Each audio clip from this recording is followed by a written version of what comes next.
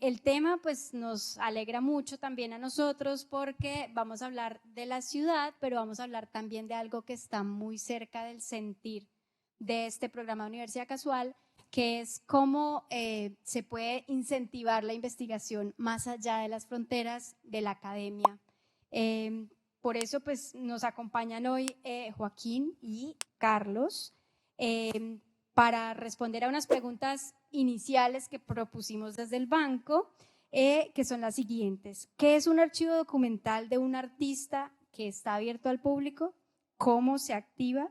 ¿Qué podemos aprender de estos archivos documentales y cuál es su importancia para nuestra región?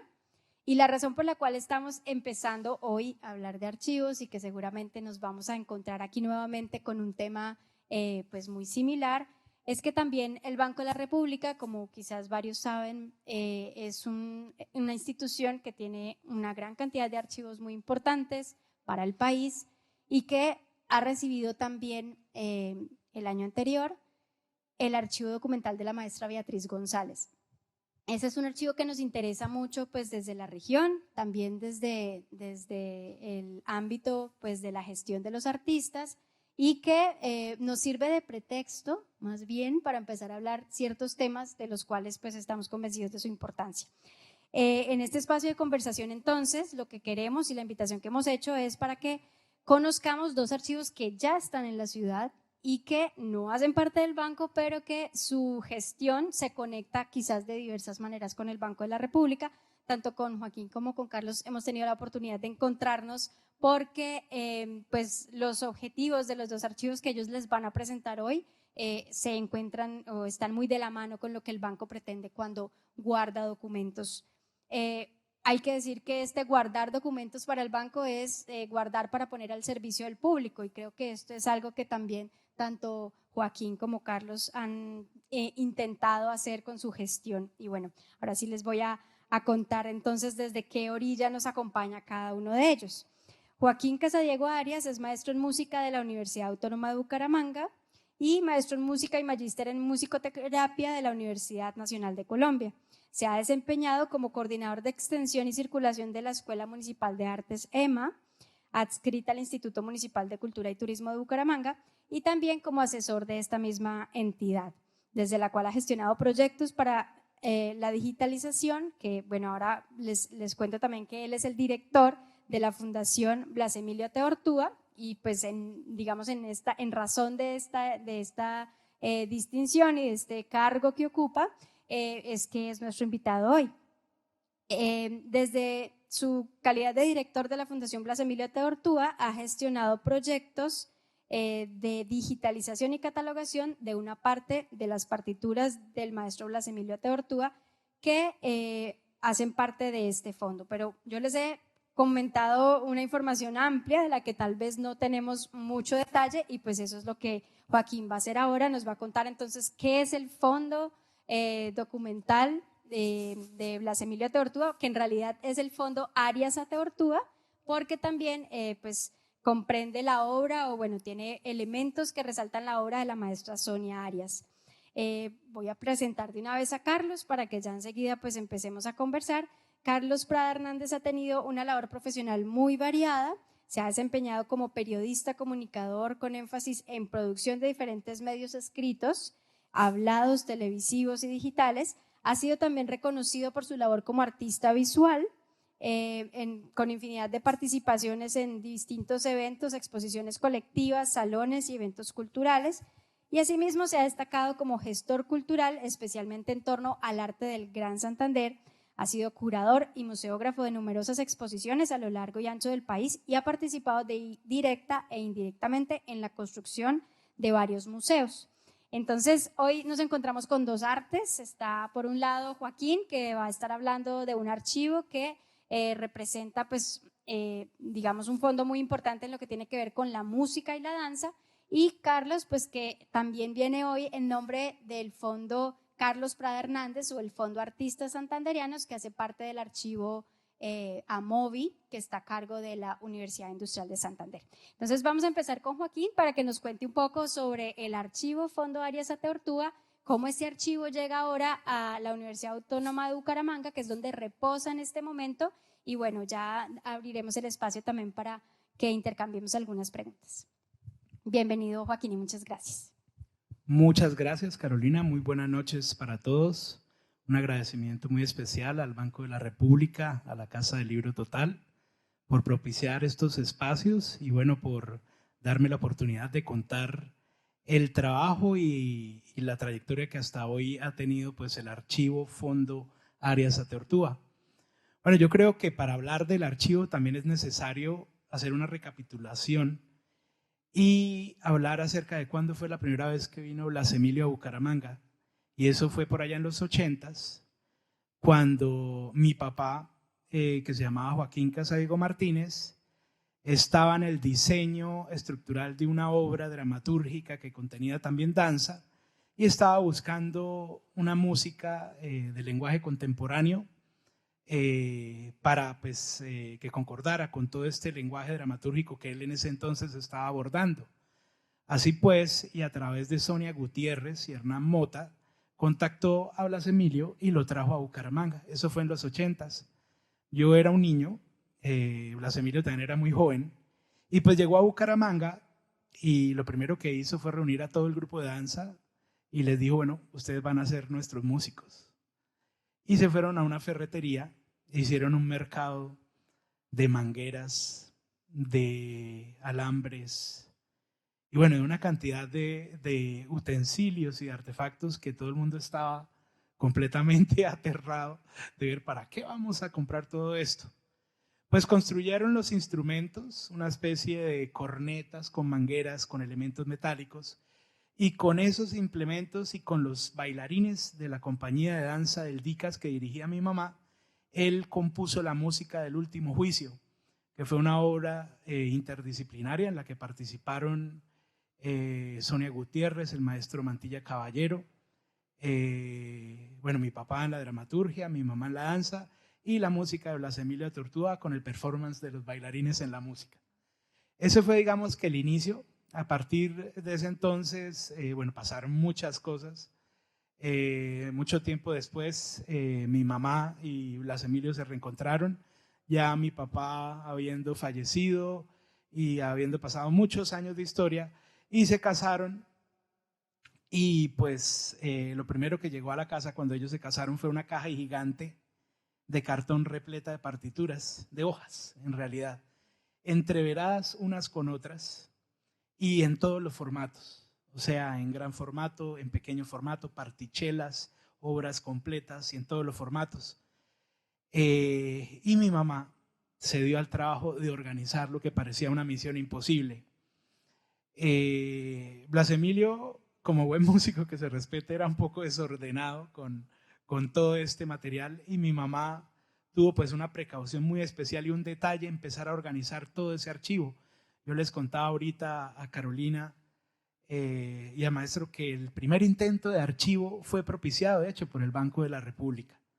Ellos le hicieron una capacitación a mi mamá que duró cerca de 2 meses y a través de líneas telefónicas y de videollamadas y de otros medios le fueron indicando el paso a paso para empezar a organizar el archivo. Así pues, el primer intento fue hecho por mi mamá de su puño y letra, con fichas hechas por mi mamá con tijeras y organizado pues todo ese primer intento pues directamente por mi mamá. Si no hubiera existido ese proceso en ese entonces, para nosotros hoy día hubiera sido muy difícil llegar a lo que hemos llegado. Y bueno, hago un paréntesis para contar también quién era Blas Emilio y por qué es tan importante su archivo. Pues Blas Emilio, además de ser pues, un excelente músico, puede decirse que es el compositor más prolífico de la historia de la música colombiana, por cuanto tiene cerca de 270, 260 opus, es decir, obras terminadas y categorizadas a través del opúsculo, es decir, con opus cada una de ellas. Y pues no solo por la cantidad de obras, sino también por el lenguaje que ha abordado y por la importancia académica que ha tenido su música en la historia de la cultura sinfónica del país. Podemos decir, y no lo digo porque sea cercano a mí, que Blas es tal vez uno de los compositores más importantes que ha tenido Colombia. En ese sentido, el archivo de Blas cobra una especial importancia por todo lo que ese legado representa para la música en Colombia, ¿no? Blas era un escritor completamente dedicado. Él todos los días de su vida, desde las 6 de la mañana, estaba levantado en su escritorio escribiendo. Cuando viajábamos, de hecho, llevaba sus cosas y él se quedaba trabajando en las casas donde nos quedábamos, y nosotros nos íbamos de paseo y volvíamos y él estaba trabajando todavía. Era una consagración y una disciplina impresionante. Y bueno, por eso quizás también es uno de los compositores más prolíficos y con un impacto internacional pues sin precedentes, porque también hay que tener en cuenta que en el extranjero la música de Blas Emilio puede que sea la música académica más conocida pues en el exterior, ¿no? Bueno, después de todo esto que les he contado, y para alargar un poco, para no alargar la historia, vamos a pasar con la siguiente. Bueno, cuando mi mamá organizó todo este archivo, acomodó un espacio de la casa, que es el que estoy mostrando, y que tiene una ventana que da al jardín, que es sumamente bonito, pero completamente inadecuado para tener un archivo. Y pues en la parte del fondo había un armario gigante donde estaban acomodadas todas las carpetas con la primera o el primer intento de catalogación, que fue mi mamá misma que lo hizo, ¿no? Bueno, después de eso, yo pues le resumo un poco la historia. Blas Emilio murió en el 2020 y en el 2021 murió mi mamá. La idea de que hiciéramos la Fundación Blas Emilio de Tortuga fue de los dos, porque desde hace mucho rato trabajamos en sociedad, no solo para difundir la música de él, sino toda la parte de los contactos internacionales. Yo se los manejé, hicimos como la organización de los conciertos, de los viajes que él tuvo con países y con instituciones de todo el mundo, es decir, de universidades en Estados Unidos, ayuntamientos en España, en Europa, en Alemania, en Perú, en Argentina, en todos lados. Y toda esa sociedad que en consecuencia nació por trabajar nosotros juntos, fue lo que propició que la fundación naciera. Blas Emilio quiso que nosotros fuéramos a una notaría y a través de un documento testamentario él me designara como su derechohabiente. De este modo y con un inmenso cariño he heredado pues todo este legado que, además de ser una grandísima responsabilidad, considero pues un honor muy profundo, ¿no?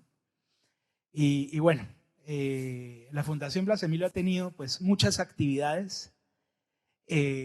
Tuvimos nuestro lanzamiento, pues que fue muy importante porque reunimos artistas e instituciones pues de todos lados y que estuvieron en ese lanzamiento y que conocieron de lo que nosotros buscábamos hacer a través de la fundación.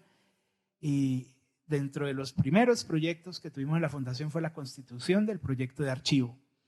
Para eso aplicamos a diferentes convocatorias que habían con diferentes instituciones. Una de ellas era, por ejemplo, Sura, que tiene unas becas de archivo muy interesantes.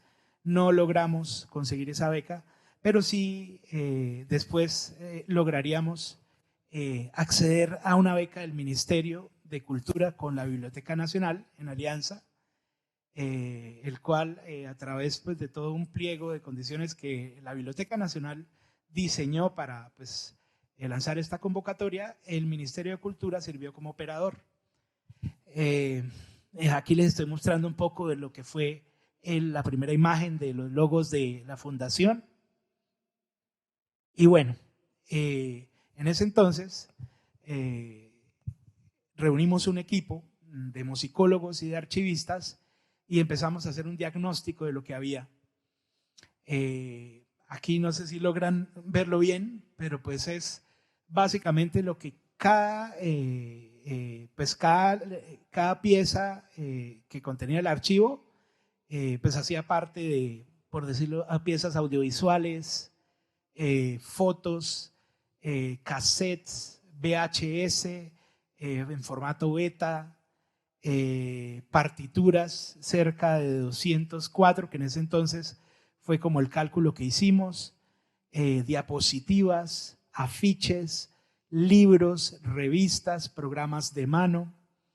Y bueno, es un archivo enorme porque en ese archivo, además de reposar toda la obra de Blas Emilio, está también en medios audiovisuales y en medios gráficos toda la obra y el legado de mi mamá, que ahora les voy a contar un poco de lo que ella representó para la región desde la danza. Ella fue directora de la Escuela Ballet de la Dirección de Cultura Artística de Santander, lo que llamaban el DICAS, y estuvo pues al frente de ese proceso, yo diría que más de 30 años, donde pues la ciudad vivió una inmensa transformación y todo ese proceso de danza se hizo muy conocido por esas metodologías alternativas y que eran completamente abiertas y flexibles a recibir personajes y artistas de otras disciplinas. En ese sentido, pues contamos acá con Nicolás Buenaventura, con el maestro Ramírez Villamizar, bueno, y con una cantidad de artistas que de alguna manera consolidaron ese proceso y que ayudaron a que se hiciera más conocido, no solo en el país, sino en otras latitudes, ¿no? Bueno, después, ahora sí, retomo la beca, que pues tuvo un alcance muy importante. Llegamos a digitalizar 23 obras, las cuales en ninguna de ellas se repetía en el repositorio de la Biblioteca Nacional. Es decir, fueron 23 obras más, además de las 60 que ya existen en la Biblioteca Nacional. Fueron digitalizadas en 35 PDFs con un peso de 2.5 gigas y en 959 archivos con un peso total de 4.49 gigas, en 959 archivos con un peso total de 21.9 gigabytes. Bueno, estas se fueron entregando por Drive para revisión del área de conservación digital de la Biblioteca Nacional en 6 grandes entregas.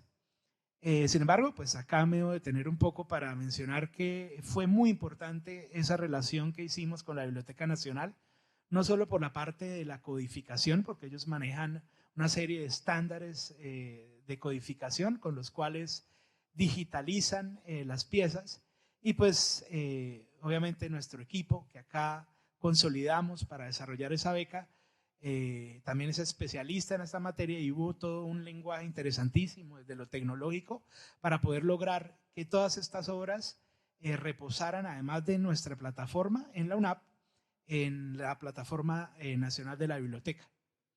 Y bueno, en el CEDIM, que es el Centro de Documentación e Investigación Musical Alejandro Villalobos de la UNAP, es donde reposan todas estas obras. Después de este primer diagnóstico que yo les conté acerca de que habían cerca de 204 obras, hemos ido descubriendo que hay cerca de 300 obras, de hecho. Y hay 204 completas y el resto hay unas incompletas, otras que Blas en ese entonces cuando vivía llamaba obras Frankenstein, de las cuales él cogía unos pedazos y armaba otras obras. Entonces hay una serie de obras que tienen elementos repetitivos en los discursos de otras obras, y de esta manera calculamos que hay cerca de 300 obras, de las cuales hay cerca de 90 que no hemos podido determinar si están inconclusas o si en realidad están completas y les falta un pedazo, pero que estamos en esa investigación. Bueno. Por otro lado, para el Centro de Documentación e Investigación Musical de la UNAP, se ha revitalizado toda esa dinámica de archivo, ¿no? Allá, a diferencia del lugar tan bonito que teníamos en mi casa, pues están todas las condiciones garantizadas, hay deshumidificadores, todos los materiales, papelería son desacidificados, tienen unos aires acondicionados especiales, y los muebles pues son de unas características especiales donde se nos permite guardar y almacenar de la mejor manera toda esta obra y todos estos elementos. En ese sentido, y bueno, yo también trabajo con la UNAP, soy coordinador de la Orquesta Sinfónica, ha sido pues una ventaja inmensa para nosotros poder contar con el Centro de Documentación e Investigación Musical de la UNAP y con el apoyo del directorio del programa de música, que es Vladimir Quesada, el cual nos ha apoyado y nos ha fortalecido en todas nuestras actividades. Esta beca finalmente concluyó el año pasado. Este fue el lanzamiento y la socialización que hicimos. El nombre completo del proyecto es la fase 1, proyecto de catalogación y digitalización Blas Emilio Atortúa. Yo debo decir que también hemos emprendido este tipo de gestiones a través del archivo de Blas Emilio, porque también un poco yo también tengo ese perfil de la música.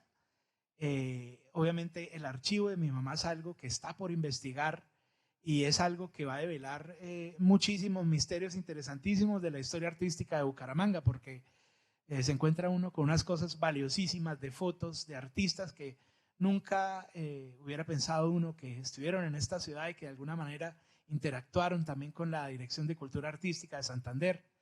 Y en ese sentido este archivo es de una riqueza increíble porque comprende dos grandes manifestaciones que fueron muy importantes para la ciudad, que fueron pues la danza y la música.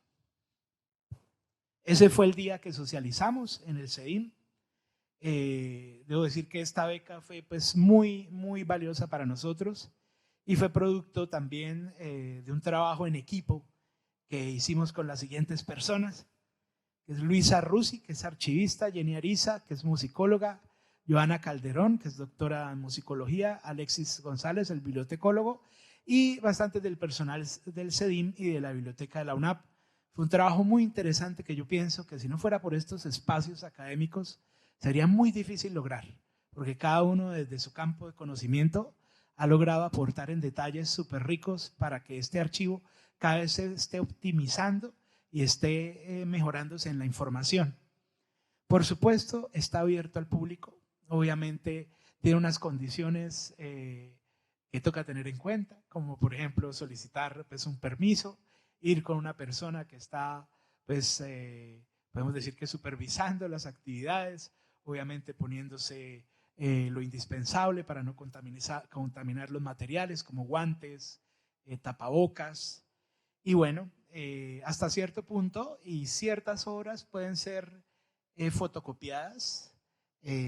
Digo ciertas porque no todas están en condiciones como para ser manipuladas por personas porque están muy delicadas y esas corresponden la mayoría a la fase 2 de este archivo, que además de la digitalización y catalogación contiene la restauración, que es algo muy importante porque pues, el tiempo está pasando y todas estas obras están pues, expuestas al tiempo pese a que ya están en muchas mejores condiciones. Bueno, ¿cuál es la proyección de este archivo del Fondo Arias Atortúa? Tuvimos la oportunidad con la fundación de hacer una alianza con el Teatro Santander y con varios de sus gestores de ese momento, como Santiago Cardiazábal y Camila Botero, de desarrollar el primer concurso de interpretación Blas Emilio Atortúa. Dentro de la proyección de nuestras actividades está el segundo concurso nacional. No sabemos con quién lo vamos a hacer, pero seguramente va a ser muy bien acogido porque el primero tuvo un éxito rotundo. Otro de los proyectos es una exposición museológica que ya hemos hablado con algunas personalidades del Ministerio de Cultura y también con el Festival de Música de Cartagena. Blas era una de esas personas que tenían unos objetos que uno no podía creer. Por ejemplo, la primera página de la ópera de Ginastera, que se llamaba Don Rodrigo, Ginastera mismo se la regaló a Blas, autografiada, y es el original. También tenemos un metrónomo que perteneció a Ginastera y que perteneció también a Luigi Dalla Piccola, que fue uno de los maestros de Blas, y que es una belleza de pieza y que de alguna manera tiene una riqueza histórica impresionante. Obviamente también las condecoraciones, tenemos condecoraciones del Rey de España, el honoris causa de la Universidad Nacional, la medalla del gobierno de Hungría por su afinidad en la música con Bela Bartók, y bueno, una cantidad de riquezas, no solo de premios, sino de condecoraciones, de reconocimientos que también vale la pena pues, incluir dentro de ese proyecto museológico.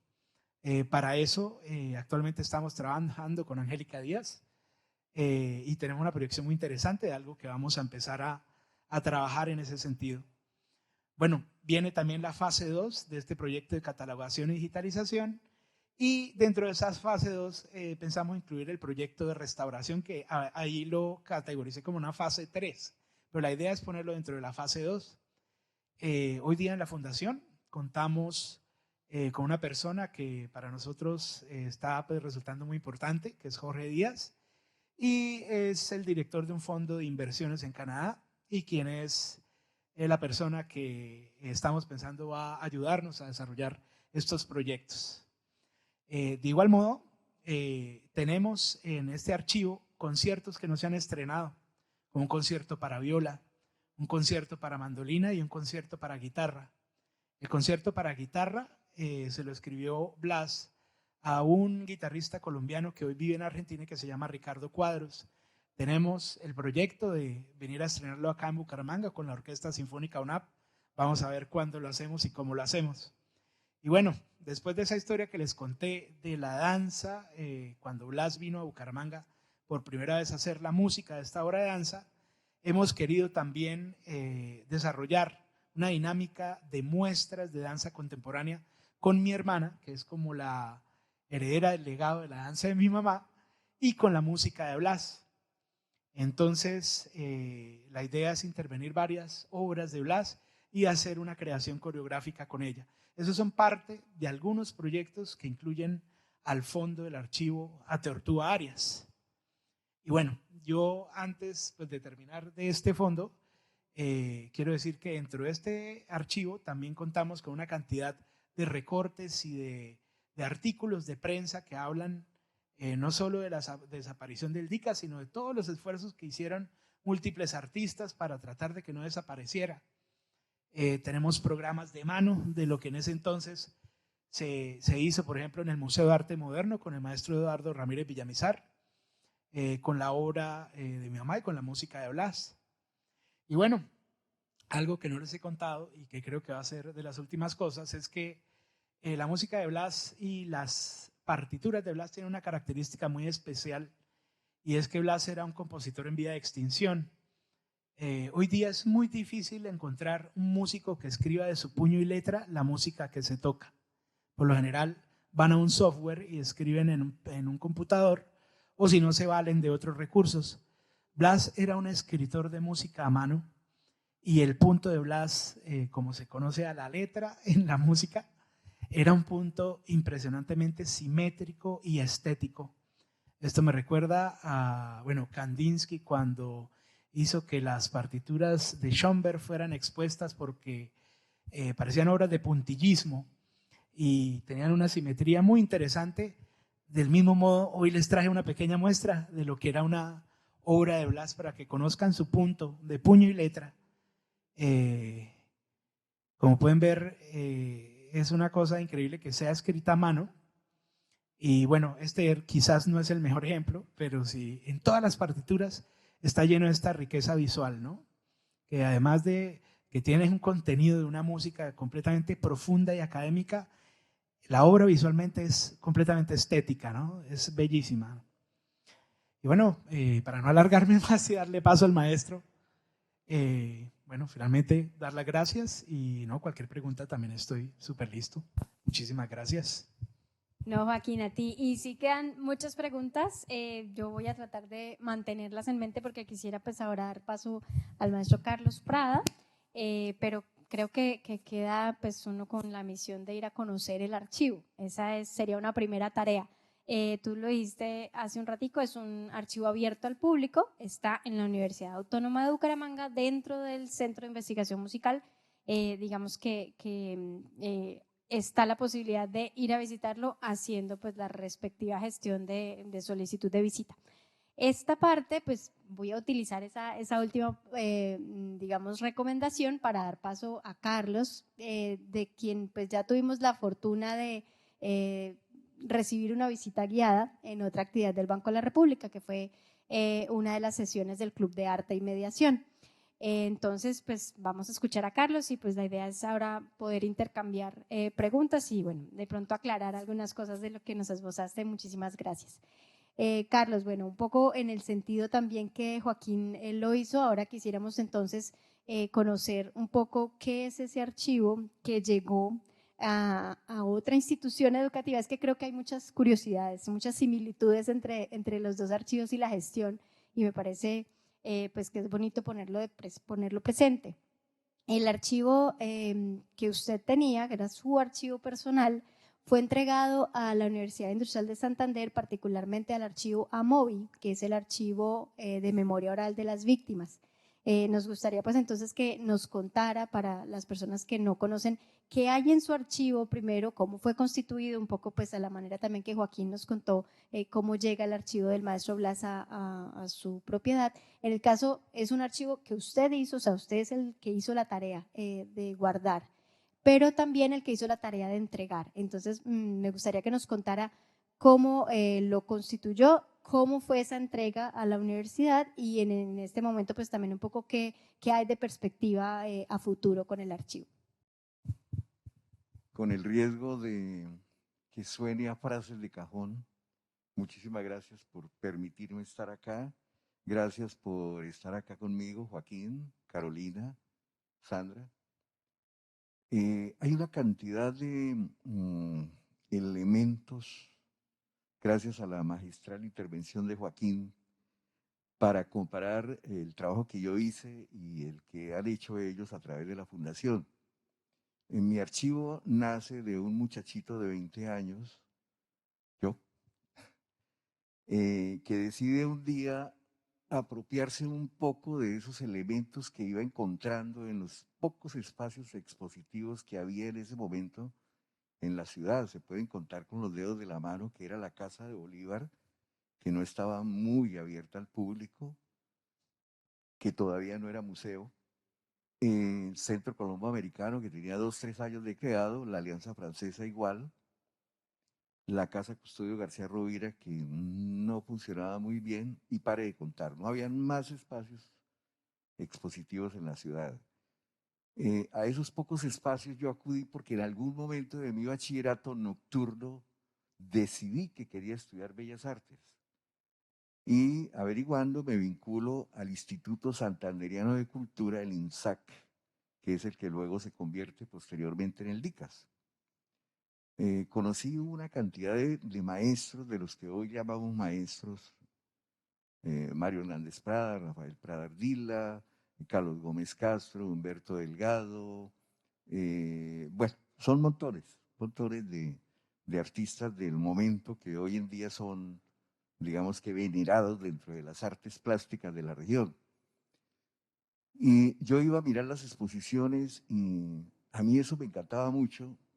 Y yo fui cogiendo un pedacito de la exposición, llevándome ese plegable, recortando después en el periódico el anuncio de la exposición, las fotos de sociales, guardando documentos que llegaban a mis manos por coincidencia, por cualquier situación. Y fui amontonándolos. Un día vi tanto papel de esos que yo dije, voy a empezar a organizarlos. Y empezó una organización completamente empírica de mi parte. Ahí hay una de las grandes diferencias con el de el archivo de Blas Emilio Tortuga, porque yo empiezo empíricamente a guardar el archivo, de darle una organización, que yo creía que era la que convenía, y es empezar a comprar como podía, nunca fui de mucho recurso económico, carpetas de craft, y empecé a marcar cada carpeta con el nombre de un artista. Ahí tengo incluso Sonia Arias, de Casadiego en ese momento, Jorge Mantilla Caballero, Humberto Delgado, bueno, y todos los artistas de los cuales yo iba consiguiendo algo y empecé a guardar ahí en esas carpetas toda esa información. Para mí eso era un tesoro. Logré tener muchísimas carpetas, son más de 42 cajas que se recogieron de eso, que en algún momento de mi vida, digo yo, bueno, el día que yo ya no esté en este plano, ¿qué va a pasar con eso? Eso seguramente mi familia van a llegar a decir, mis sobrinos, mis hermanos, el tío, en lugar de guardar billetes, guardó fue papeles, esto para el reciclaje, y botan eso como vi muchos archivos, el de Ernesto Camargo, un gran escritor que estamos en mora de reconocerlo, tirado en el andén de su casa el mismo día que murió, como acabo de ver hace 1 o 2 años el archivo y los libros, la biblioteca de Alberto Sánchez, el marmolero, el último marmolero de tradición de aquí de la región. Y como he visto muchos archivos, como acabo de conocer hace 6 meses, 1 año, de parte de boca de una de las hijas de Marina González de Cala, semejante personaje para la región, para el país, que sus hijas, arquitecta, se supone que tiene una cultura diferente al común de la gente, me dice, botamos un poco de archivos de mi mamá porque ¿qué hacíamos con eso? Eso me aterró a mí y yo dije, yo tengo que proteger mi archivo. Empecé a pensar, en ese momento yo era conservador de la colección del Museo de Arte Moderno y empecé a pensar, conozco muy bien los espacios del Museo de Arte Moderno, el manejo que se le ha dado durante 33 años a toda esa colección de arte y no es el sitio que me conviene para guardar un archivo. Y por coincidencias de la vida llegó a mi casa Leonardo Caballero Pisa, detrás de información sobre el arte en Santander, porque él había estado buscando información para hacer su tesis de grado y no había encontrado información en ninguna parte y coincidencialmente todo el mundo se refería a mí. Carlos Prada tiene muchas cosas guardadas. Llegó a mi casa, vio el archivo y quedó asombrado y me dijo, ¿y esto qué? ¿Cómo hago yo para acceder a esto? Le dije, pues si quiere lléveselo. Desprendido, lo acaba de conocer y desprendido, le dije, si quiere lléveselo. De verdad, sí, claro, lléveselo. Saque lo que quiera y protéjalo, no se guarde ningún papel ni nada, porque solo el papel no va a hacer nada. Ahí en el archivo forma parte de una historia. Y luego le comenté, le dije, yo tengo temor por ese archivo, en cualquier momento yo ya no estoy acá y van a botar el archivo. ¿Qué hago con él? Dijo, regalémoslo a la UIS. Yo le dije, listo. Y él me ayudó a hacer los trámites para regalárselo al archivo Amboy.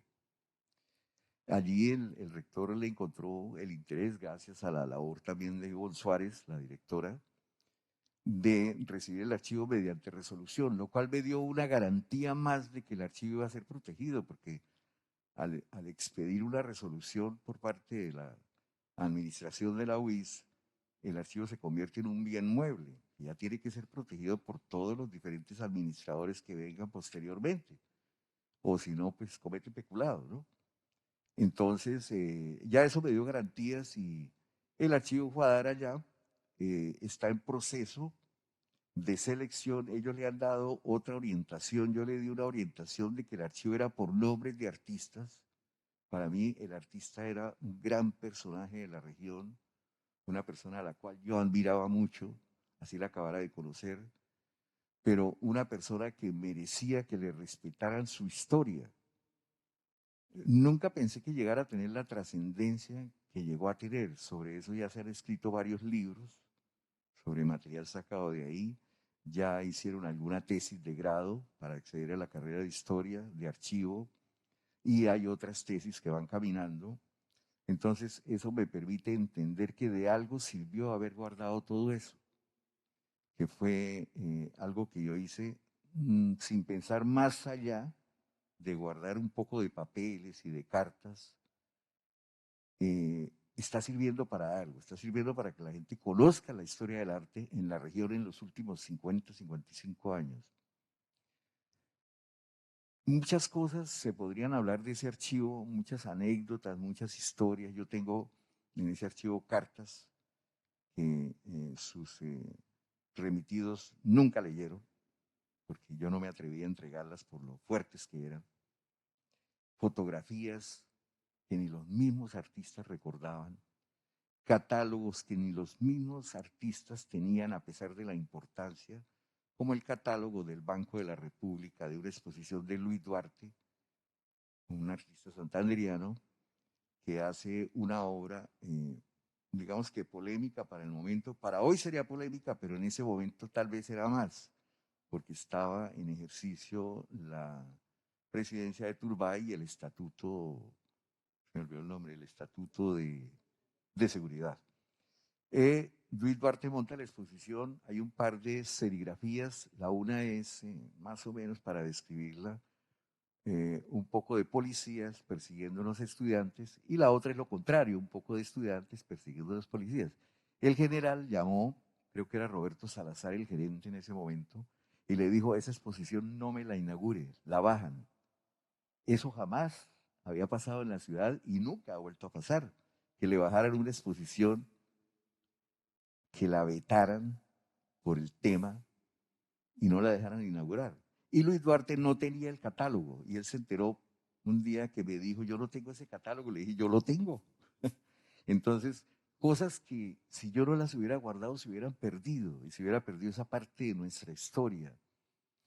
Álvaro Salamanca, un gran artista santandereano que murió muy joven, me dijo un día cuando se fue a ir para Estados Unidos: le voy a entregar mi archivo, y me entregó su archivo personal, todo, para que usted lo proteja, porque yo no sé si regrese a Estados Unidos. Y yo tengo su archivo y ahora está en la UIS. O sea que, lo que les digo, habrían muchas anécdotas para contar al respecto. Dentro de eso guardé afiches. El año pasado exhibí 444 afiches que luego los anexé al archivo de catálogos y de documentos. Entre esos hay uno de Soria, donde muestra un cuadro de Mantilla Caballero que retrata unos pies de una bailarina. Y así por el estilo. Hay un afiche de los 350 años de Bucaramanga que no lo tiene la alcaldía, no lo conocían en la alcaldía, yo lo tengo. Hay un archivo, hay un afiche de la primera exposición de la cual fui curador sin saber qué carajos era eso, en la Alianza Francesa, que la Alianza no lo conocía. Y yo lo tenía ahí dentro de mis archivos. Entonces vea cómo hay una cantidad de material que sirvió para que, incluso a través de los conversatorios que se hicieron en 4 jornadas que hice de exposiciones el año pasado, entre esas una acá, el mismo Daniel Navas dijo: nosotros no tenemos la colección de afiches de esta casa, y la tiene usted, ahora está en la UIS.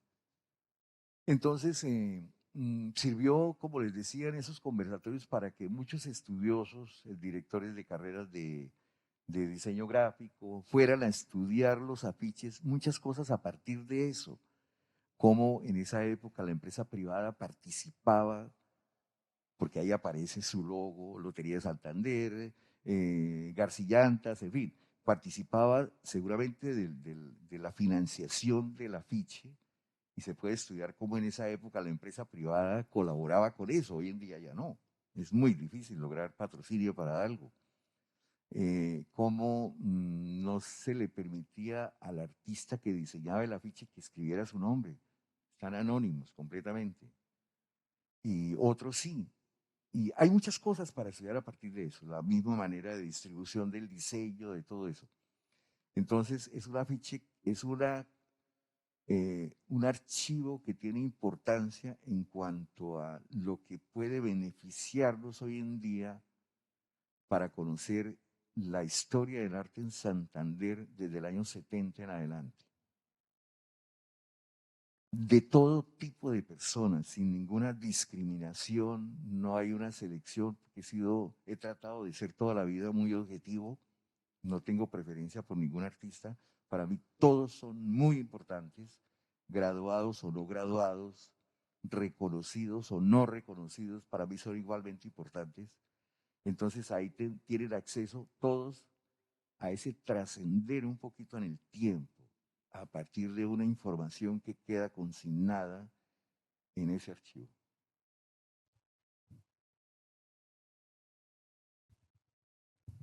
Bueno, Carlos, muchísimas gracias por esa presentación. Yo les decía hace un ratico que ya tuvimos la fortuna de hacer una visita guiada allá en el archivo, con la participación no solo de Carlos, sino de la historiadora que en este momento está encargada del archivo. Y no sé, pues quisiera también utilizar esa última ocasión para preguntarle a Joaquín, ese último dato, pues para preguntarle a Joaquín cómo es el proceso de socialización, pues, de ese archivo, de ese fondo Arias Ateortúa.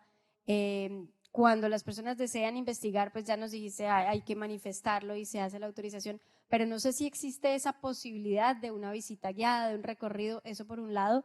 Y por el otro lado, otra pregunta que me surgía cuando te escuchaba es si esos objetos, esos elementos más allá de las partituras y de pronto los recortes y digamos de tipo más de archivo, esos objetos museográficos están también en el CEDIM.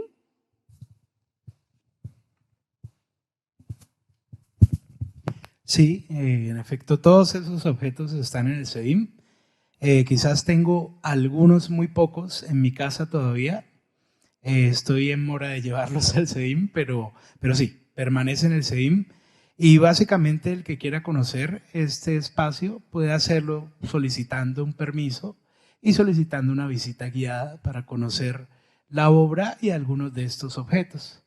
Pues de hecho, cuando hicimos la fundación, nuestra intención siempre ha sido, porque era pues la intención inicial de Blas Emilio, que se difunda, que se conozca. De hecho, todos los meses estoy haciendo cerca de 5 o 6 autorizaciones a orquestas, a conjuntos de cámara, en todo el mundo. De hecho, acá en Colombia es muy frecuente. Doy autorizaciones en mi calidad de derechohabiente, más allá de que no toda la obra me pertenece, porque muchas de ellas, por ejemplo, los cuartetos pertenecen al Banco de la República. Entonces, de las que sí puedo autorizar, trato de autorizar permanentemente, trato de seguir como esa política que tenía Blas, que era de que se difunda, que se toque, obviamente tratando de facilitar la gestión que hay alrededor de eso. En algunas instancias es un poco difícil, en otras es mucho más sencillo, pero así mismo como la música, también las partituras.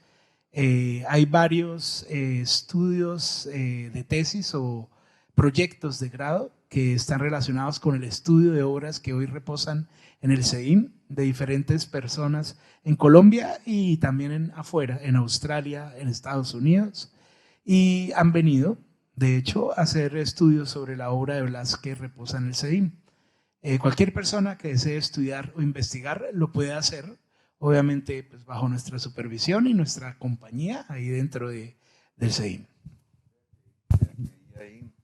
Ahí hay otra gran diferencia, porque de parte del mismo artista nace la intención de preservar su archivo. Quisiera que alguien me dijera que conoce un artista plástico que ha tenido esa intención. Para mí no existe y me precio de conocerlos a todos, por lo menos de Santander. También hay una intención luego de la familia por preservar el legado, por preservar el archivo. También quisiera que me nombraran alguna familia de acá, de algún artista que ya haya muerto, que me diga que está interesada en preservar ese archivo, si todavía existe. No la conozco tampoco. Esas grandes diferencias, ¿no? Entre esta parte del archivo, digamos, de un artista, de dos artistas, de Sonia y de Blas Emilio, y este archivo que es gigante porque tiene más de 300 componentes, más de 300 artistas, haben de los que de alguna manera tangencialmente se mencionan en las exposiciones colectivas, ¿no? Pero por lo menos queda la mención a un artista que expuso al lado de Mantilla Caballero o que expuso al lado de otro artista. Entonces ahí se preserva algo de ese legado. Sí, Carlos, yo además de ver, bueno, esa diferencia que pone en mención o que pone de manifiesto, yo sí veo una similitud en otro aspecto y es pues una línea que creo que los dos mencionaron ahorita y es la posibilidad de investigar la historia del arte y de la escena artística de Santander a través de pues de los dos archivos. Creo que Joaquín lo decía, tal vez con el archivo Arias Ateortúa lo más fácil de coger o lo que se ha tomado más fácilmente pues es lo de la música, que tiene pues muchos usos y muchas posibilidades de las que ya Joaquín nos ha hablado.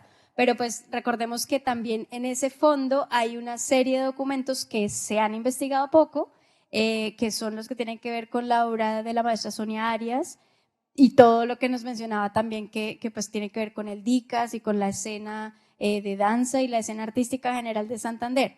En ese aspecto, pues creo que sí ambos se encuentran y creo que hasta se complementarían, ¿no? Como lo que se puede encontrar en el fondo de artistas santanderianos y lo que hay en el fondo de Sonia Arias. No sé si de pronto alguno de ustedes dos tenga conocimiento de algún proyecto en curso o de alguna persona o institución que esté interesada en reconstruir esa historia, o que se haya acercado a ustedes preguntando pues cómo hacerlo. Además de Andrés Leonardo Caballero, que ya lo mencionaba Carlos, que pues fue un investigador que lamentamos mucho haya fallecido tan pronto, porque sí tenía esa intención muy clara pues como de su camino profesional, pues que había ya hecho unos pasos y que pues quedó truncada esa tarea. Pero no sé si ustedes conozcan otra institución, o que estando en la UNAV o estando en la UIS haya en este momento proyectos pues de alguna de las escuelas en ese sentido. Tranquilo. Bueno, en el caso mío hay intereses de algunas instituciones. En este caso tengo una petición que va en camino de la UDES, de la carrera de antropología, para hacer una visita guiada y poder conocer el archivo. En la medida en que ese archivo se dé a conocer, porque no ha habido como esa posibilidad, salvo por este tipo de eventos, que alguien que escuche luego la grabación y pueda decir, no sabía que existía eso. Los mismos estudiantes no saben, el archivo no está debidamente catalogado según las condiciones técnicas en que se debe catalogar. Como les cuento, yo lo hice por artistas, ellos ya le dieron otra dirección, respetando un poco la mía también, pero le dieron otra dirección. Entonces, hay muchos artistas, la tesis que hicieron para acceder a la carrera de Historia y de Archivística fue sobre las mujeres artistas en una década específica. Hay varias intenciones por ahí para estudiar otro tipo de situaciones de la plástica en esas 5 décadas, un poco más, del recorrido de la plástica, no solo de la actividad de nuestros artistas, sino de la posibilidad de que esta región conozca otro tipo de artistas que hicieron su trayectoria afuera, incluso que conozca la trayectoria de Beatriz González, que aquí no la conocemos y siempre ha sido mi queja. Esa no es una artista santandereana, es una artista colombiana, pero la única obra que yo le conozco a Beatriz es el telón relacionada con Santander, es el telón del banco del Teatro Santander. El resto yo no conozco otra obra, no sé si la hay, me dice. La carrera de algunos artistas que tuvieron que exilarse, como el caso de Sonia Gutiérrez, tuvo que exilarse. Sin embargo, a través de este archivo, si alguien quiere investigarla, ahí se puede conocer mucho, porque logré guardar material sobre ella. Entonces, hay muchas posibilidades de estudiar de qué manera intervino la Fundación Museo Rayo aquí, o de qué manera intervino la celebración de los 100 años de la Alianza Francesa en el mundo. Tengo todo ese material ahí en los archivos, y así sucesivamente. Bueno, es una pregunta súper abierta, y sí hay proyectos de investigación, sobre todo orientados hacia la obra de Blas. Me recordé que hace unos años tuve la oportunidad de encontrarme un periodista de Caracol, y me decía algo que yo no sabía, y era que mi papá biológico, bueno, entre otras cosas, que era multifacético, y ahorita les voy a explicar por qué se conecta la historia, fue la persona que hizo que se instalaran las primeras barras antisuicidio en el viaducto García Caena.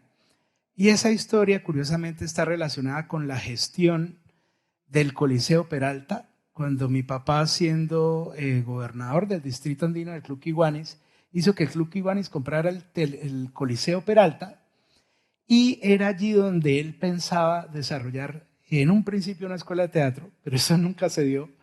Pero pues fue la primera movida que se hizo para salvar el Coliseo Peralta en ese entonces. Y bueno, al lado de todo este archivo que les he contado, hay una riqueza biográfica, o bueno, no solo de ellos dos, sino de todo lo que los conecta con otros artistas, de hecho con mi papá también.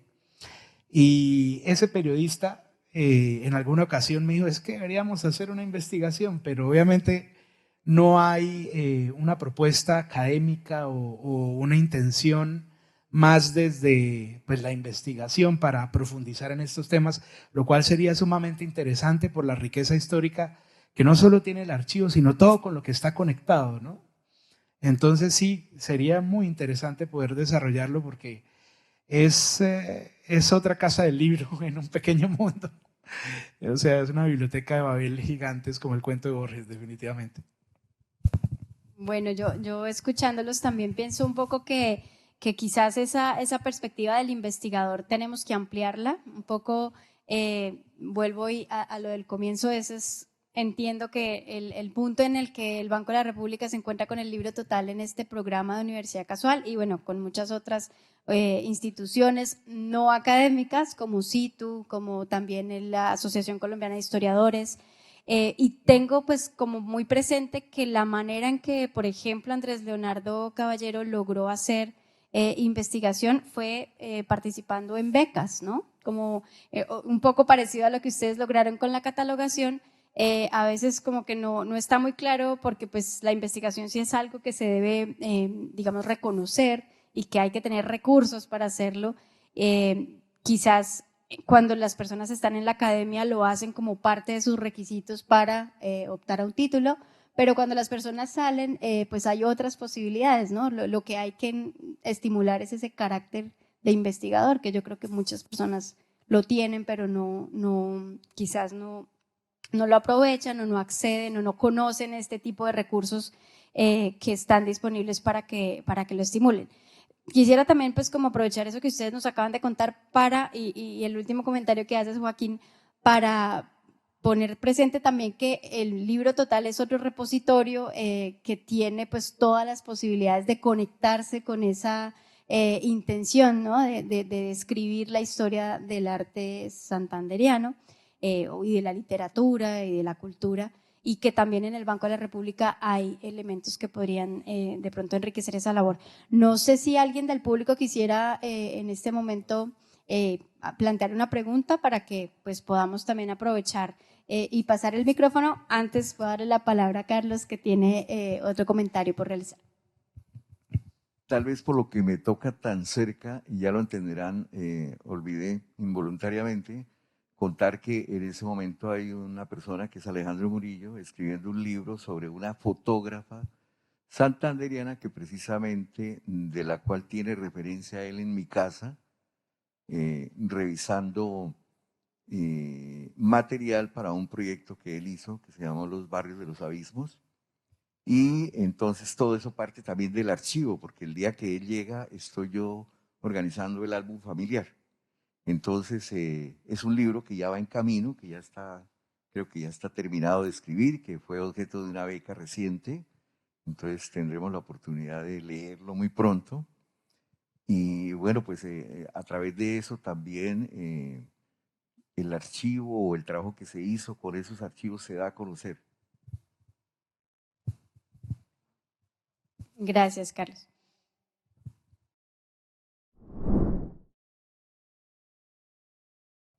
Buenas noches. Qué rico sería que esos archivos no fueran tan intocables, que fueran abiertos al público, que ojalá por internet se pudieran ver, los de Carlos en un libro, que uno pudiera coger, ver los afiches, los tiquetes, todo, porque eso es vintage. A mí lo antiguo me gusta mucho. Yo he visto libros de afiches de Estados Unidos vintage súper increíbles. Entonces, qué rico que esos archivos fueran abiertos al público, que no fueran tan intocables, que tenía que ir con un guardia, con guantes, a mirar, y eso cohíbe al público. Entonces, qué rico que fueran abiertos al público en general. Gracias, mi amable. Bueno, muy interesante y sí, ojalá todo el mundo tuviera acceso a muchas cosas, ¿no? Obviamente hay que mencionar que hay cerca de 85, 90 horas digitalizadas que reposan en la plataforma de la Biblioteca Nacional, completamente de libre acceso para el público, solicitando simplemente un permiso a través de un email. Entonces sí existe. De igual forma, cuando me lo han solicitado, he autorizado para que se interpreten, porque me importa mucho que no solo se estudie y se investigue, sino también se toque la música. Entonces, de alguna manera, sí hay cierto acceso y completamente libre a la obra.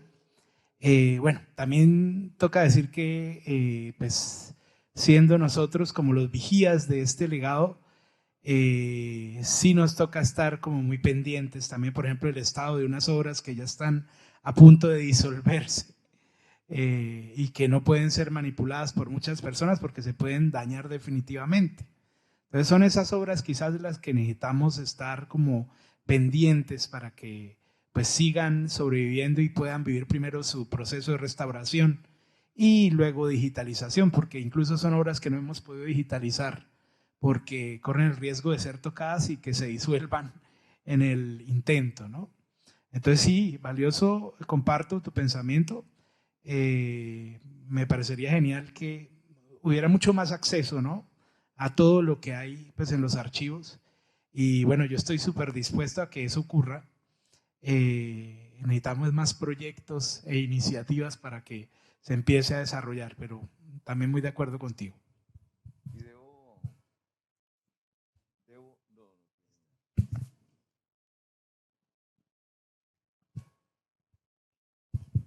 Debo contarles que en el caso del Fondo Carlos Prada Hernández, el año pasado hice 4 exposiciones con los carteles, con los afiches, que se llamó Colección de Paredes, y está en un libro aquí, en el libro total. Ahí se pueden mirar. Pues no están todos los carteles, pero ahí se pueden mirar. Pero además, el fondo está siendo trabajado en este momento y el último paso que dan es la digitalización de los archivos, porque una de las condiciones que yo puse a la universidad para que recibieran mi archivo fue, primero, poder seguir alimentándolo hasta que yo esté acá, y segundo, que el archivo fuera de acceso gratuito para todo el mundo, que estuviera en la web. Pero ese es el último paso que ellos ejecutan, digitalizar eso que tiene un costo muy grande y que la universidad pues no tiene todos los recursos para hacerlo. Entonces, se está trabajando en todo ese proceso. Una cosita que ahora recordé es que sí, en efecto, sí ha ocurrido en el Centro de Investigación y Educación, en el CEDIM de la UNAP, tenemos la obra de Jesús Pinzón Urrea, que es un músico increíble, fantástico, un compositor santanderiano, como pocos en Colombia, y es una obra a la cual no se puede acceder ni tocar.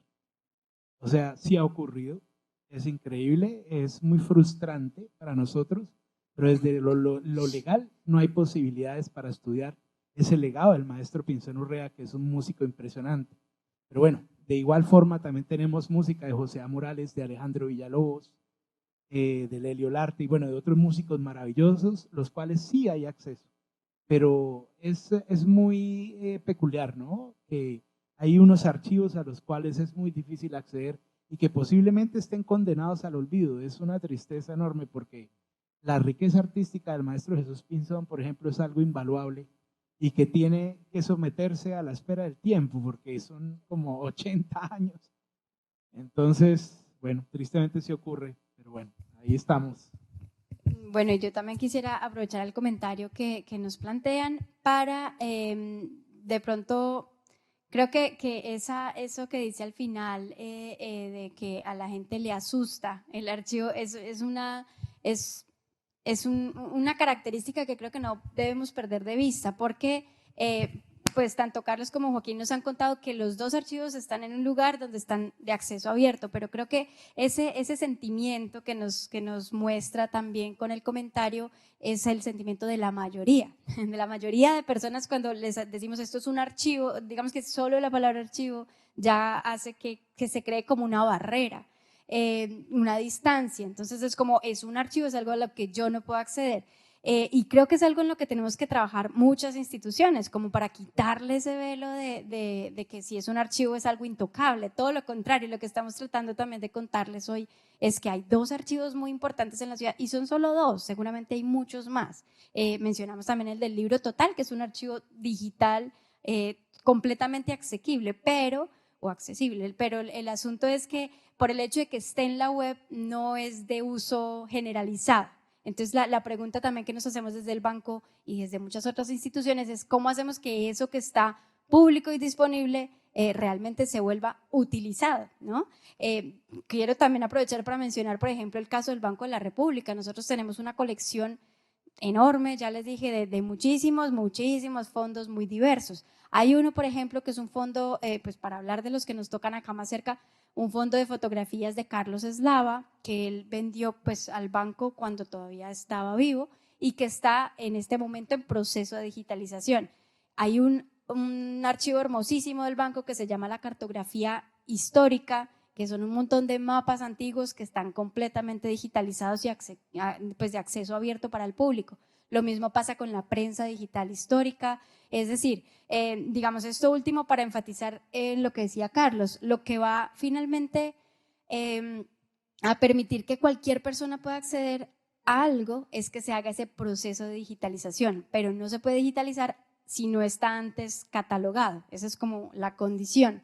Y ya una vez está digitalizado, digamos que la misión de todos los que conocemos que existe es pues contar para que las personas pues lo usen, ¿no? Porque también hay demasiadas cosas en la web y no siempre llegan las personas que uno quisiera que utilizaran cosas que son de un gran valor. Quisiera también, pues como para cerrar con ese comentario, precisar que, por ejemplo, para la charla de hoy, yo hice una búsqueda de FUVEA partituras y realmente ni siquiera se necesita un permiso. Lo que está en el archivo de la UNAP es totalmente accesible, o sea, lo que se pudo digitalizar en ese proyecto que hicieron con la UNAP y la Universidad Nacional es cuestión de un clic, encontrarlo y se accede pues directamente. Bueno, y más que la divulgación de lo que ya está, digamos que protegido mediante esas donaciones de los archivos o mediante esos trabajos, es motivar a los mismos artistas, hombre, guarden su archivo, protéjanlo, de alguna manera consérvenlo, entrégueselo a alguien para que lo haga, porque es su memoria, y hacerle ver a ese artista, sobre todo en el caso de la plástica, los artistas como que no le dan mucha importancia a eso, se dedican al trabajo, a la construcción de su obra, pero casi que no guardan evidencias, muchas veces ni fotografías de obras, porque ese es mi trabajo, yo vivo recorriendo los talleres y encuentro con que no hay ni fotografía de una obra famosa que está en tal parte o que estuvo en tal parte, no existe. Es decir, habrían muchos ejemplos. Hay una exposición que fue muy famosa, muy trascendente acá, que se llamó Vida, Pasión y Muerte de Nuestra Señora de la Pintura, y yo no he encontrado ningún catálogo, y hubo catálogos, y no existe nada de eso. Fue una exposición trascendente que rompió toda la dinámica cultural de la ciudad, y casi nadie la conoce, ni nosotros mismos. Los que tuvimos medio testimonio presencial en eso, lo sabemos, y ahí está en la memoria, ¿no? Pero de resto no, los artistas no se preocuparon por conservar esa memoria. Y esa es una queja permanente a los plásticos, porque ellos son los más desjuiciados en el tema. Ellos son los que menos se interesan por hacer eso. Bueno, vamos a escuchar entonces una siguiente intervención. Alejandro. Buenas noches, muchas gracias Carolina y a todos. Pues bueno, este es un tema que me interesa mucho y pues celebro mucho todo el proceso del archivo del maestro Blas Emilio Tortuga.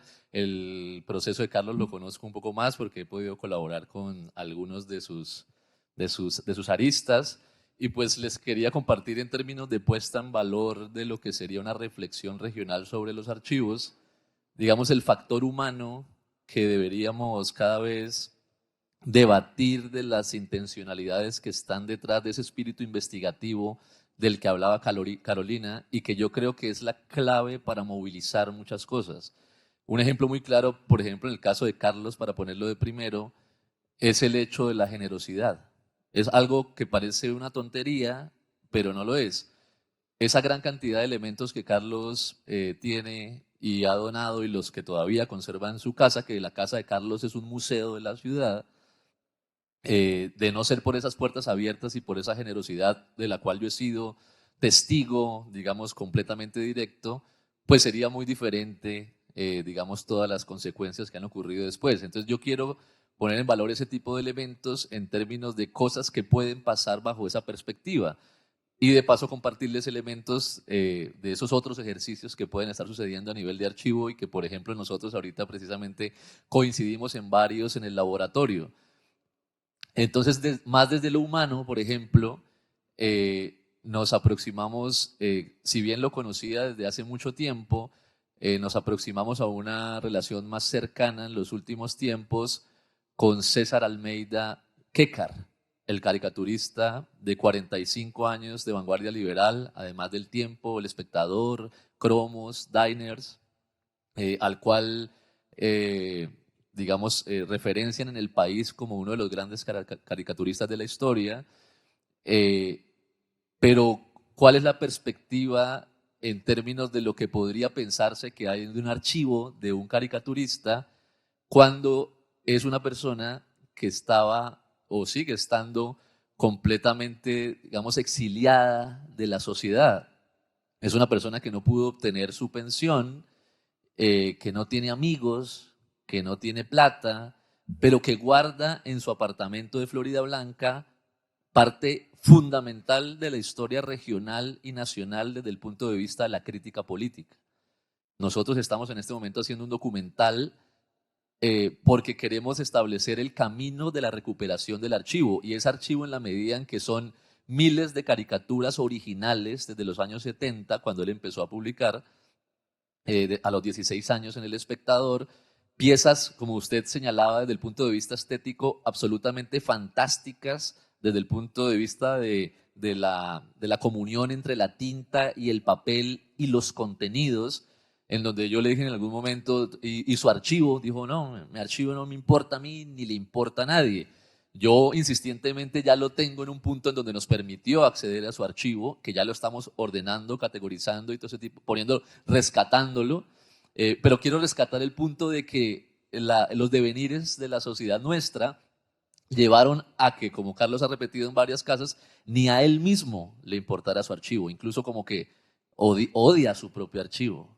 Y eso es muy interesante, analizar todas esas cosas, porque eso que está ahí es una joya absoluta de la historia de Santander. Ustedes no se imaginan la cantidad de piezas gráficas originales, que es lo importante. Hay algunas cosas digitalizadas incluso en el libro total, que yo creo que son el 5% del archivo de Quécar, del cual incluso se han hecho algunos libros editados, digamos, de una manera muy sencilla, pero estamos haciendo ese camino del documental para mirar precisamente ese proceso humano del rescate del archivo.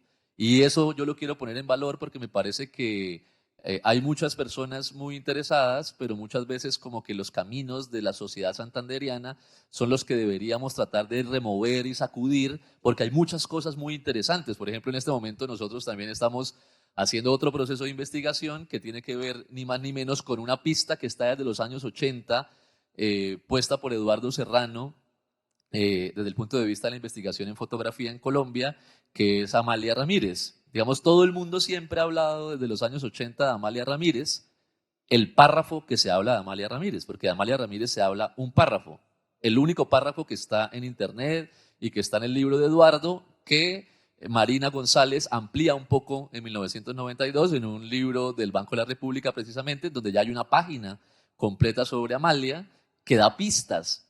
Y nosotros hemos cogido esas pistas y estamos haciendo un proceso de un libro y un documental que nos ha llevado a archivos en Europa sobre Amalia, archivos en Cúcuta, en Bogotá, en Pamplona, en Bucaramanga.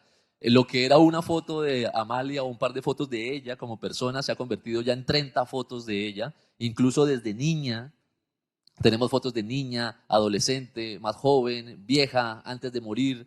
Y antes, la foto que estaba en internet, la gente incluso ponía en duda si era o no Amalia.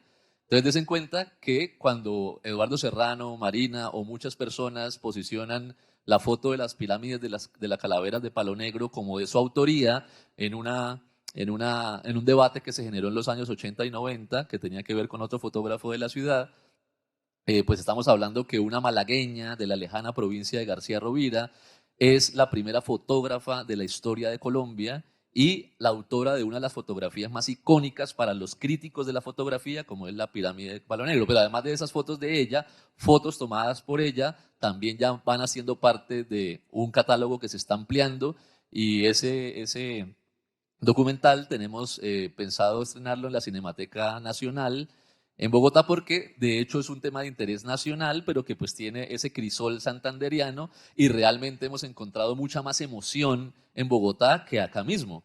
Y por ejemplo, hemos encontrado colecciones privadas acá en Bucaramanga, cosas muy interesantes, como que nosotros llegamos a familias a decirles que ellos tenían archivos sobre Amalia y ellos ni siquiera sabían que tenían archivos sobre Amalia y ahora son aficionados de eso. Entonces yo quiero como poner en valor este tipo de elementos más desde el reconocimiento del personaje, de la persona y la sensibilidad humana, con el espíritu investigativo para movilizar elementos como estos que pongo de ejemplo y muchos otros. Entonces celebro mucho el proceso riguroso que se ha hecho en el caso de los archivos de ustedes y en el caso de Carlos, si bien son procesos distintos, coinciden en muchas cosas, pero vuelvo a reivindicar y vuelvo a terminar con Carlos que empecé. Esa curiosidad y ese interés investigativo, finalmente, que tienen muchas personas en la sociedad santanderiana, necesita ser sacudido para que salgan proyectos muy interesantes de mucho tipo y la archivística en Santander genere otro nivel del cual siempre, permanentemente creo que la gente habla a nivel de queja. Entonces yo creo que pueden pasar cosas muy chéveres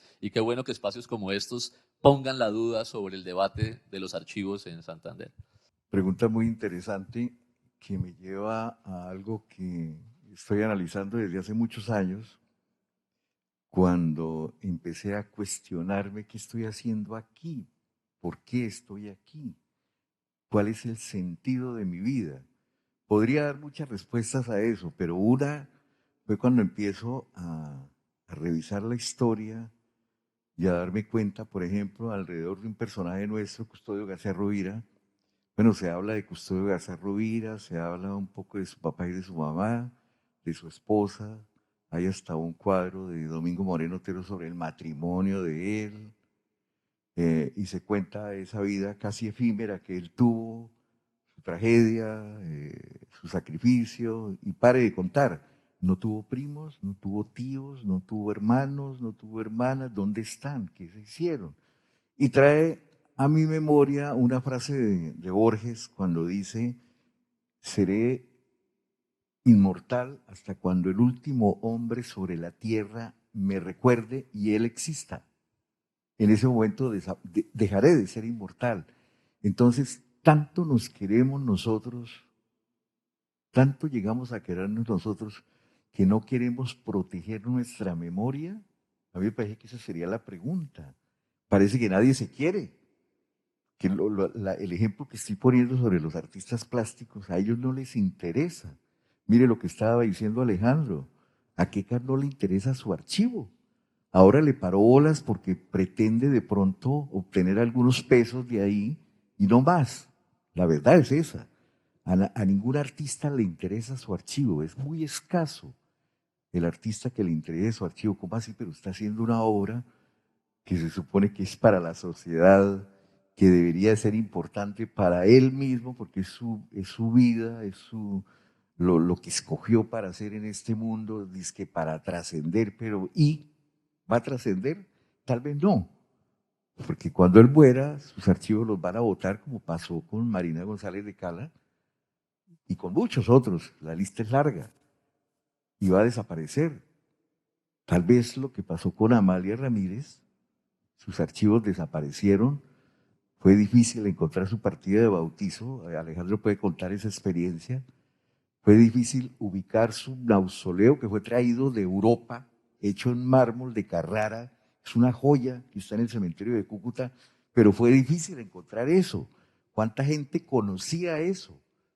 Una persona que Alejandro y su grupo rescataron de la oscuridad y llegaron a ese bisnieto, creo que es, y él les dijo: no, en el cementerio hay un mausoleo traído de Europa, es una joya de arte, pero pare de contar, nadie más conoce eso.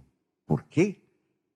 Al artista no le interesó. Amalia seguramente tomó fotos por necesidad económica, porque ella prácticamente desarrolla su vida durante la guerra de Palo Negro, que fue una época muy difícil económicamente.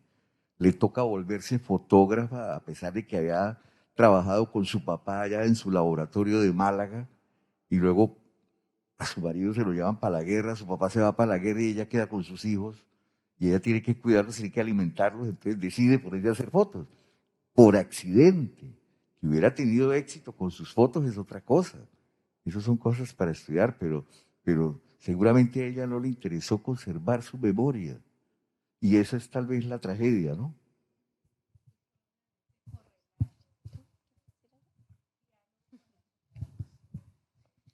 Bueno, yo quisiera como pues para dar respuesta a Sandra y quizás también ir cerrando el espacio de hoy, pues plantear otra de las posibles respuestas, otra de las posibles aristas de eso que tú mencionas, y es que pienso mucho en una creo que es Nobel de literatura, ya no sé, ya no me acuerdo. Que habla del peligro de una sola historia, de Chimamanda. Y yo sí pienso que lo que pasa con los archivos, un poquito en el sentido de lo que también habla Alejandro, es la posibilidad de las narrativas que abre. Entonces, un poco para poner el complemento a la tragedia que Carlos pone, yo diría también que los archivos permiten que alguien en algún momento pueda llegar a reconstruir esas historias que tal vez no se van a guardar completas. De pronto no es solamente por falta de interés o porque no creamos o bueno, porque el artista no se preocupe, sino porque pues la vida ha dado muchas vueltas y la vida es muchas cosas. Pero cuando se tiene algún documento, así sea uno, y cuando se preocupa pues la persona, en el caso por ejemplo de Blas, que no llegó solo a Bucaramanga, sino con la caja, que tenía su archivo, y luego llega la maestra Sonia y dice esto hay que hacer algo, pues ahí se van juntando esfuerzos, ¿no? Entonces, pues pienso que esa es como la gran importancia de los archivos y también como la gran responsabilidad que tenemos las personas y las instituciones con ese tipo de documentos, y es poder contar todas esas historias que nos se han contado. Muchísimas gracias a todos, especialmente a Joaquín, a Carlos, a Sandra por hacernos esta invitación al Libro Total, y a todos pues los que nos acompañaron. Ojalá podamos seguir explorando las posibilidades, no solamente de este tema que tuvimos hoy, sino todas las historias que se han contado con Universidad Casual. Vamos a tener un siguiente encuentro, también una invitación del Banco de la República, pero no sé si Sandra quisiera invitar al siguiente de Universidad Casual, que es también el del banco. Ok, está programado para el 11 de octubre, un miércoles también, 6:30 de la tarde, y en esta ocasión pues vamos a tener la oportunidad de escuchar a un artista que trabaja de la mano con Beatriz González y que ha estado en esa tarea de, pues muchas personas han pasado por ahí, pero él ha sido uno de los que ha ayudado a contar qué es lo que hay en esos archivos que sí tienen una posibilidad de organización, digamos, directamente dada por su dueña, por quien lo ha construido, que es la maestra Beatriz. Entonces, José Ruiz, que es un artista que trabajó con la maestra Beatriz González, en este momento ya no trabaja con ella, pero que estuvo pues muy de la mano con Natalia Gutiérrez, otra historiadora también de la Universidad de los Andes, en la construcción de la exposición Los Archivos de Beatriz González.